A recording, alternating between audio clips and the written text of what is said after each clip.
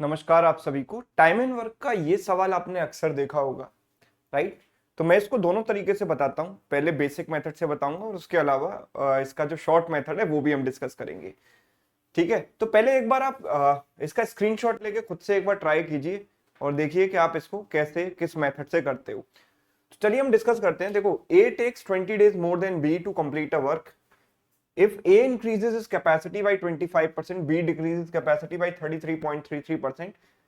In that case, A takes 5 days more than B to complete the work. Right? तो अगर हम इसको basic method से करें, है ना, बेसिक से हम कैसे करेंगे वो समझते हैं। सबसे पहले हमें एक रिलेशन दिया गया है, A takes 20 days more than B to complete the work। तो मैं ये मान लेता हूं कि A को जो टाइम लगता है और जो B को टाइम लगता है, हमसे पूछा गया है लास्ट में कि अगर ए ओरिजिनल कैपेसिटी से काम करे तो उसको कितना टाइम लगेगा। तो मैं मान लेता हूं कि ए को टाइम लगता है एक्स डेज। तो ए को बी की तुलना में 20 दिन ज्यादा लगते हैं, तो बी को कितना लगेगा, एक्स माइनस 20। बी को इससे 20 दिन कम लगेंगे। Yes, agree. अच्छा, अगर ए को इतना टाइम लग रहा है तो ए की जो कैपेसिटी होगी वो क्या हो जाएगी, 1/x। और बी की जो कैपेसिटी हो जाएगी वो क्या हो जाएगी, 1/x-20। यस, ये इनकी कैपेसिटी हो गई। अब अगर अपनी कैपेसिटी को ए 25% से बढ़ा देता है, किसी भी चीज को 25% से बढ़ा देना मतलब उसको अपने आप का 125% बना देना। 125% का मतलब होता है 125/100, 125/100 यानी 5/4 टाइम्स। तो ये अपने आप का 5/4 टाइम्स हो गया। तो हम कह सकते हैं कि इट इज 5/4 इंटू 1/x। ये इसकी कैपेसिटी हो गई। और बी की कैपेसिटी हमने 33.33 से डिक्रीज कर दी। डिक्रीज कर देने का मतलब 1/3 कम कर दिया। भाई 33.33 मतलब 1/3, 1/3 कम करोगे तो कितना बचेगा, 1 माइनस 1/3, यानी कितना बचेगा, 2/3 times. So it becomes 2/3 of itself, 2/3 of 1/x-20। ये हो गई बी की कैपेसिटी। अब अगर इनकी कैपेसिटी इतनी है तो टाइम टेकन कितने होंगे सेकंड केस में। तो अब जो है ए को टाइम लगेगा। देखो, टाइम टेकन जो है कैपेसिटी का क्या होता है, रेसिप्रोकल। तो इसका उल्टा कर दिया तो कितना हो गया, 4x/5। और इसका उल्टा करेंगे तो कितना आएगा, 3x-20/2। राइट। अब सेकंड केस में बोला गया है कि ए को जो है बी की तुलना में 5 दिन ज्यादा लगते हैं। तो ये रिलेशन बनाइए जरा। ए को कितना टाइम लग रहा है, 4x/5।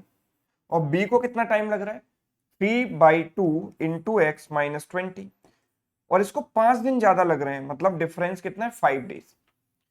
ठीक है, इसको सॉल्व करके मैं x की वैल्यू निकालता हूं, कितना आ जाएगा, ये 8x, 5 into 3 15x, minus minus plus हो गया, 15 इंटू 20 300, एंड 5 इंटू 10 10 इधर मल्टीप्लाई होगा तो 50 हो गया।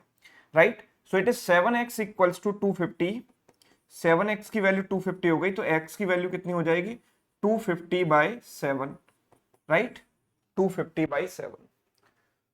तो that was the original time taken by A to complete the work. और इसका आंसर क्या हो गया, 250/7 डेज। तो इतना लंबा प्रोसेस हमको यहाँ पर करना पड़ा इस सवाल को सॉल्व करने के लिए, है ना। अब जो मेथड मैं आपको यहाँ पर बताने जा रहा हूँ उसके थ्रू आप इसको सिर्फ और सिर्फ 5-7 सेकंड में सॉल्व कर सकते हो, बड़े आराम से, बिना किसी इक्वेशन के। तो इसके लिए आपको क्रॉस मल्टीप्लिकेशन मेथड पता होना चाहिए। अगर आपको नहीं पता तो आप यूट्यूब पर जाइए, सर्च कीजिए सर्च बॉक्स में cross multiplication method by Sumit sir, है ना। आपको कंप्लीट वीडियो मिल जाएगा, आप उसको देखिए, आपको समझ में आ जाएगा। तो अगर मैं क्रॉस मल्टीप्लिकेशन मेथड यहां लगाता हूं तो देखो, मैं टाइम टेकन की बात करता हूं, time taken by A and time taken by B. ठीक है, दोनों के टाइम टेकन की बात हम कर रहे हैं। देखो, ए अपनी कैपेसिटी 25% से बढ़ा रहा है, मतलब 1/4 बढ़ा रहा है। यानी अगर पहले कैपेसिटी 4 थी तो अब कितनी हो जाती है, 5 हो जाती है। कैपेसिटी 4 से 5 हो गई, मतलब जो टाइम का रेशियो हो गया वो 5 से 4 हो गया। एग्री। अगर कैपेसिटी 4 से 5 हो जाती है तो टाइम का रेशियो 5:4 हो जाएगा। राइट। तो this is original time and this is final time. And B की बात करें तो बी की कैपेसिटी 1/3 कम हो रही है, मतलब 3 से 2 हो जा रही है। तो कैपेसिटी 3 से 2 हो गई तो टाइम का रेशियो क्या हो गया, 2:3 हो गया, है ना। पहले केस में ए जो है बी की तुलना में 20 डेज ज्यादा ले रहा था, मतलब इन दोनों का जो डिफरेंस है वो 20 है।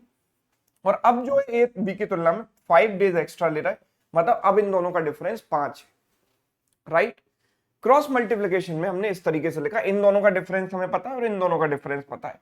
अब मैं यहां पर क्रॉस मल्टीप्लिकेशन मेथड लगाऊंगा तो ये कितना हो जाएगा, 15, और ये हो जाएगा 8। 5 इंटू 3 15, 4 इंटू 3 8, 4 इंटू 2 8, तो 15 माइनस 8 हो गया 7 यूनिट। 7 यूनिट की वैल्यू किसके बराबर हम रखते हैं? 60 और दिस इज 10, 60 माइनस 10 बराबर 50। तो 7 यूनिट की वैल्यू 50, तो 1 यूनिट की वैल्यू हो गई 50 अपॉन 7। हमसे क्या पूछा है? ओरिजिनल टाइम टेकन बाई ए, है ना। अगर मुझसे ओरिजिनल टाइम टेकन बाई ए पूछा गया है तो मैं डायरेक्ट निकाल सकता हूं ये वाली वैल्यू, ठीक है, क्योंकि क्रॉस मल्टीप्लिकेशन में आप ऊपर वाली वैल्यू डायरेक्ट निकाल सकते हो, नीचे वाली डायरेक्ट नहीं निकाल सकते, है ना। तो 5 यूनिट की वैल्यू कितनी हो जाएगी? इसका 5 गुना 250/7, ठीक है, ये मेरा आंसर हो गया, राइट। अगर आपको बी का टाइम पूछा गया होता तो क्या करते हैं यहां पर?